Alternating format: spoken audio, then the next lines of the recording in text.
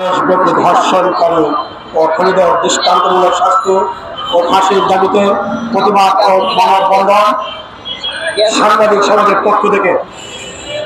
বন্ধুরা, সাংবাদিকরা হচ্ছে সমাজের দর্পণ।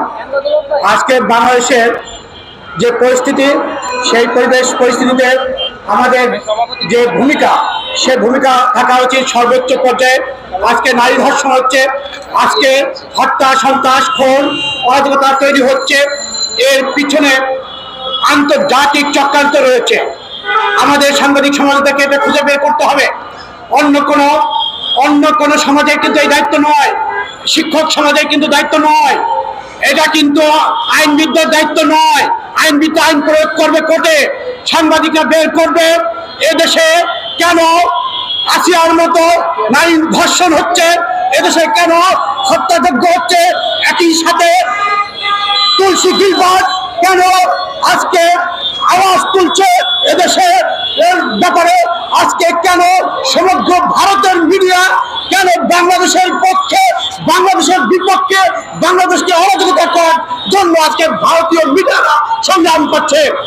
আজকে ভারতীয় মিডিয়ারা যেভাবে আমাদেরকে অসত্য এবং সমস্ত অপপ্রচার চালাচ্ছে, সেই অনুযায়ী বাংলাদেশের মিডিয়া সমাজ, বাংলাদেশের সাংবাদিক সমাজ তাদের ভূমিকা, আমরা আমাদের ভূমিকা যথার্থ পালন করতে পারছি না। পুলিশের দোষ দিয়ে লাভ নেই, বিচারকদের দোষ দিয়ে লাভ নেই, রাজনীতিবিদদের দোষ দিয়ে লাভ নেই। সমগ্র ভারতের মিডিয়ার দিকে তাকিয়ে দেখুন, তাদের মিডিয়া কিভাবে বাংলাদেশকে একটি ব্যর্থ, একটি সন্ত্রাস, একটি ইসলামিক টেররিস্ট কান্ট্রি হিসেবে সমগ্র বিশ্বে ভারত তুলে ধরছে। তার বিরুদ্ধে এটা হচ্ছে মিডিয়া সন্ত্রাস। ভারতের মিডিয়া সন্ত্রাসের শিকার বাংলাদেশ। মিডিয়া সন্ত্রাসের বিপক্ষে মিডিয়ার দ্বারা প্রতিরোধ করতে হবে।